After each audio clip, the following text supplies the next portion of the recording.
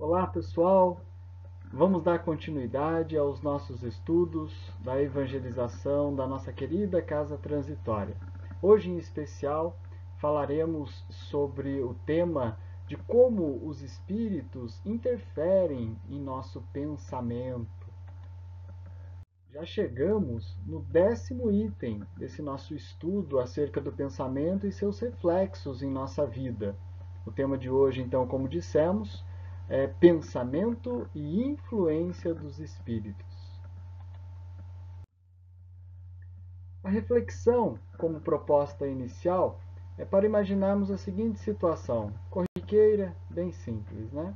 Imagine que você está com muito calor, com vontade de saborear um sorvete. Alguém se aproxima e te convida para ir a uma sorveteria, enquanto outra pessoa lhe sugere uma sopa bem quentinha.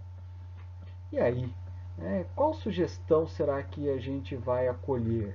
Aquilo compatível com a nossa vontade, com o que nós estamos imaginando, tendentes assim a realizar, ou algo totalmente diferente do que havíamos pensado? Então, os espíritos atraem espíritos que lhes são similares, influenciam uns aos outros. Por quê? Por conta dessa similaridade de ideias, de gostos e de desejos. Então, essa é a lei que vigora para todos nós. Por isso, nós precisamos lembrar daquilo que já comentamos em um outro encontro com relação à sintonia, que é um acordo mútuo. Lembrando aí que essa sintonia ela acontece por conta das nossas afinidades, das nossas simpatias, e por isso que a influência acontece, né? De encarnado para desencarnado, de desencarnado para encarnado, de encarnado para encarnado, enfim, essa influência constante de um sobre os outros, tudo de acordo com a sintonia, com a nossa vibração. E o Livro dos Espíritos nos apresenta uma questão e uma resposta bastante reflexiva sobre essa influência dos espíritos em nossos pensamentos. Na questão 459, nós temos lá a pergunta, né? Influem os espíritos em nossos pensamentos e em nossos atos? Vejam que interessante a resposta. Muito mais do que imaginais. Influem a tal ponto de que de ordinário são eles que vos dirigem.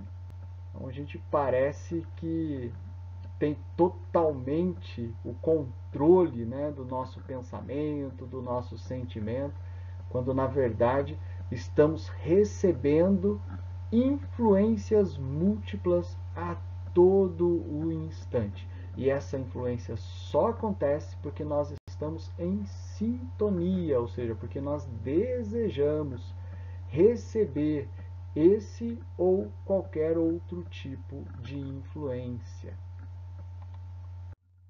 Continuando em O Livro dos Espíritos, a questão 461.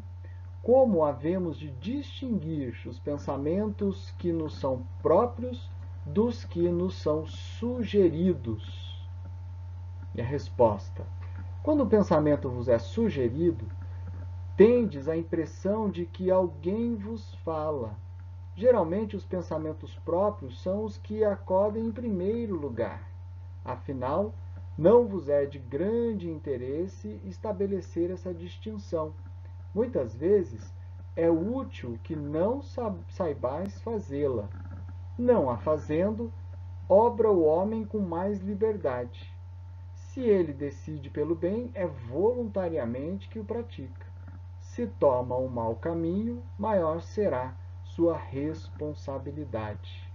Então, geralmente, o primeiro pensamento é nosso e depois seguem muitas e muitas sugestões do mundo espiritual, naquilo que estamos na mesma sintonia. E a questão 464 de O Livro dos Espíritos nos cobra a atenção. Como distinguirmos se um pensamento sugerido procede de um bom espírito ou de um espírito mau? E a resposta: estudai o caso. Os bons espíritos só para o bem aconselham. Compete-vos discernir. Nós lembramos, então, da oração do Pai Nosso, naquela parte que diz: e não nos deixeis cair em tentação, mas livrai-nos do mal. E Allan Kardec, em O Evangelho segundo o Espiritismo, nos ajuda nesse discernimento acerca dos bons e dos maus pensamentos, das boas e das más influências. Diz assim: reconhece-se que um pensamento é mau quando se afasta da caridade, que constitui a base da verdadeira moral, quando tem por princípio o orgulho, a vaidade ou o egoísmo, quando a sua realização pode causar qualquer prejuízo a outrem, quando, enfim, nos induz a fazer aos outros o que não quereríamos que nos fizessem. E cada um de nós é um fulcro de energias vivas, influenciando e sendo influenciado. Nos diz Emmanuel que nossas emoções, pensamentos e atos são elementos dinâmicos de indução. Todos exteriorizamos a energia mental, configurando as formas sutis com que influenciamos o próximo, e todos somos afetados por essas mesmas formas nascidas nos cérebros alheios.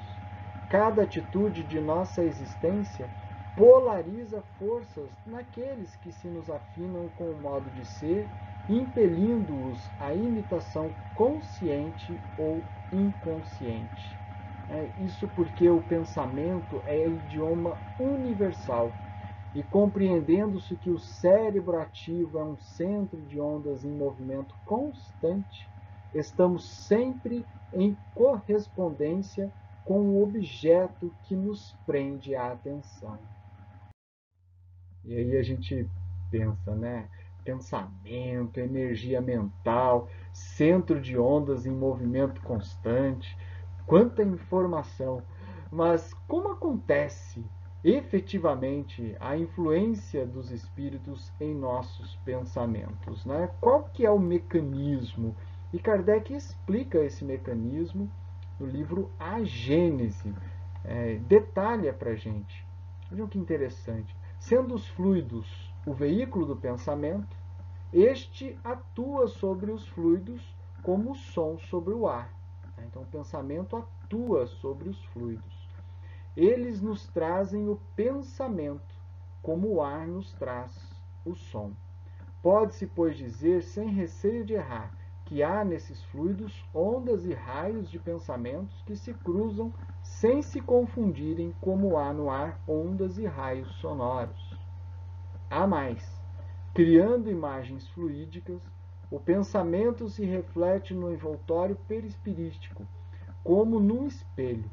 Toma nele corpo e aí, de certo modo, se fotografa.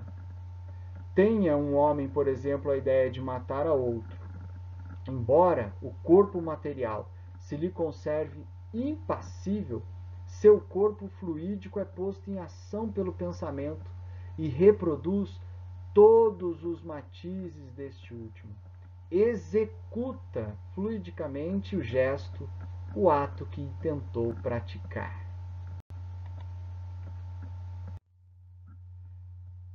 Então, pessoal, qualquer de nós torna-se mais profundamente suscetível à influência do mal quando, em diversas situações no nosso dia a dia, como ensina Albino Teixeira pela psicografia do Chico, quando não desculpe agravos recebidos, quando não se coloque no lugar do ofensor para sentir-lhe as tentações e justificar-lhe de algum modo as fraquezas, quando não pronuncie sequer uma frase de tolerância para com as faltas alheias e tantas outras situações que nos convidam realmente para essa influência negativa.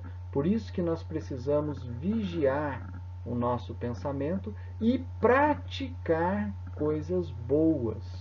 Esse é o convite do Evangelho. A questão 465 de Livro dos Espíritos: com que fim os espíritos imperfeitos nos induzem ao mal? E a resposta: para que sofrais como eles sofrem. Então nós vamos receber a todo tempo inúmeras influências no mundo espiritual, mas compete a cada um de nós aceitar ou não essas influências, discernindo se são influências boas ou más. Então, Emmanuel nos diz que não ouvides que de ti mesmo depende a natureza das forças que te inspiram para o bem ou para o mal.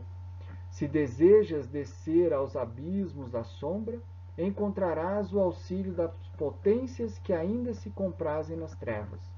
Mas, se anseias pela subida aos montes da sublimação, terás contigo o socorro de todas as inteligências que já se consagram à luz.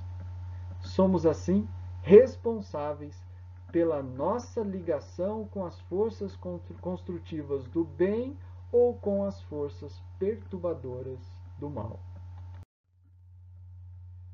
E a única fórmula clara e segura de vencer no teste contra as influências inferiores será sempre o que for, com quem for e seja onde for, esquecer o mal e fazer o bem. Essa é a única forma. A exclusividade está na prática constante do bem. Que Deus nos ajude a pensarmos dessa maneira e praticarmos o bem, sempre que tivermos uma bendita oportunidade na nossa existência. Nunca perdemos a oportunidade de praticar o bem. Assim nós vamos ajustando a nossa sintonia com o mundo maior e limitando as influências negativas, dando maior margem às boas influências que vão nos colocar no caminho da felicidade, no caminho, da consciência tranquila.